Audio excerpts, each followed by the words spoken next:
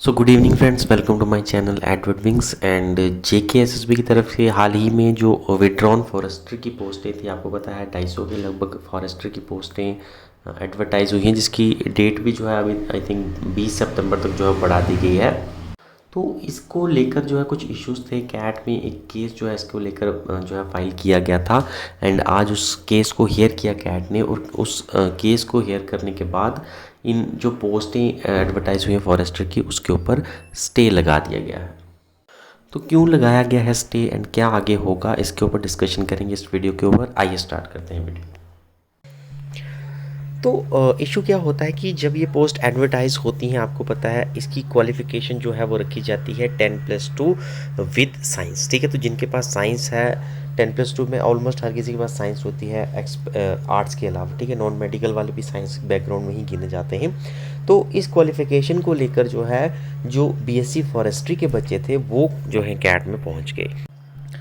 तो उनका इशू क्या था, तो उन्होंने कहा कि हाई कोर्ट की एक जजमेंट है, हाई कोर्ट ने हाल ही में एक जजमेंट दी है जिसमें ये कहा गया है कि फॉरेस्टर की जो पोस्टें हैं उनकी जो मिनिमम क्वालिफिकेशन है उसको ग्रेजुएशन रखना चाहिए, और ग्रेजुएशन होनी चाहिए विद आपकी एक ऐसा ग्रेजुएशन बीएससी फॉरेस्ट्री वाले होंगे वो तो रहेंगे ही रहेंगे।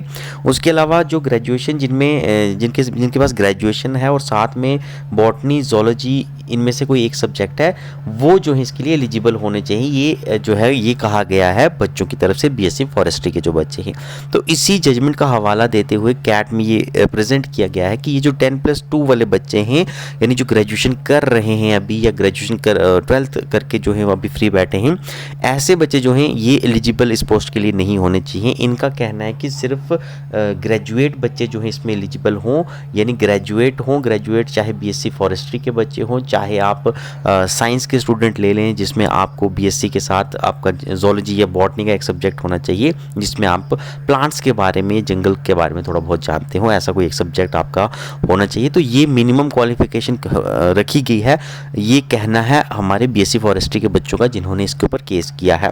तो इनका यही कहना है कि 10+2 इसकी जो है एलिजिबिलिटी नहीं होनी चाहिए, बल्कि ग्रेजुएशन इसकी एलिजिबिलिटी होनी चाहिए बीएससी फॉरेस्ट्री के साथ या तो बॉटनी जोलॉजी के सब्जेक्ट के साथ। तो इस पिटीशन को सुनते हुए फिर कैट ने जो है इनकी बच्चों की जो ग्रीवियंस है उसको सुना है और उसको एक्सेप्ट भी किया है, और एक्सेप्ट करने के बाद ये डिसीजन लिया है कि इन केस की जो फॉरेस्टर की जो पोस्टें हैं इनके ऊपर फिलहाल स्टे लगा दिया गया है। स्टे लगाया गया है आपकी फाइनल सिलेक्शन प्रोसेस के ऊपर। ठीक है, तो किसके ऊपर स्टे लगाया गया है ये चीज़ बड़ी कंफर्म करनी जरूरी है। तो सिर्फ फाइनल सिलेक्शन लिस्ट के ऊपर स्टे लगाया गया है, पूरी प्रोसेस के ऊपर स्टे नहीं लगा है।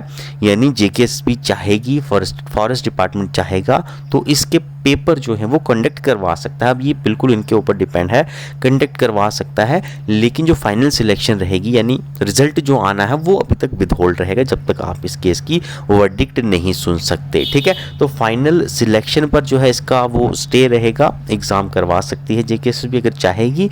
नहीं करवाना चाहेगी तो वो चलिए जेकेएसएसबी या बोर्ड के ऊपर डिपेंड है या फॉरेस्ट डिपार्टमेंट के ऊपर डिपेंड है। मीनवाइल 4 हफ्तों का वक्त जो है ये दिया गया है रिस्पोंडेंट को। रिस्पोंडेंट इस केस में फॉरेस्ट डिपार्टमेंट है, क्योंकि इन्होंने रूल मॉडिफाई नहीं किए। जैसा कि बच्चों का कहना है कि हाई कोर्ट की जजमेंट में रूल मॉडिफिकेशन के लिए कहा गया था, लेकिन फॉरेस्ट डिपार्टमेंट ने इतने लंबे समय के बाद भी अभी तक रूल जो है उनको मॉडिफाई नहीं किया। जहां पर ग्रेजुएशन करनी चाहिए थे अभी तक उन्होंने वहां पर 10+2 रखा हुआ है। फॉरेस्टर की पोस्ट एक बड़ी अच्छी पोस्ट मानी जाती है और इसमें 10+2 लेवल के बच्चे नहीं आने चाहिए, यही जो है एप्लीकेंट की तरफ से ये कहा गया है और फॉरेस्ट डिपार्टमेंट के ऊपर जो है ये केस लगाया गया है। तो बाकी आगे देखते हैं कब होता है। 4 हफ्ते का वक्त जो है फॉरेस्ट डिपार्टमेंट को दिया गया है कि आखिर उन्होंने रूल्स को मॉडिफाई क्यों नहीं किया है, और 4 हफ्ते के बाद जब वो रिप्लाई देंगे तो उसके बाद देखेंगे क्या रिप्लाई देते हैं। मीनवाइल जो नेक्स्ट हियरिंग जो है केस की वो अब 23 नवंबर को रखी गई है, यानी लगभग 2 महीने के बाद, है ना, 2 महीने के बाद आपकी जो है नेक्स्ट हियरिंग इस केस की होगी, और तब फिर फॉरेस्ट डिपार्टमेंट अपनी भी रिप्लाई जमा करवाएगा।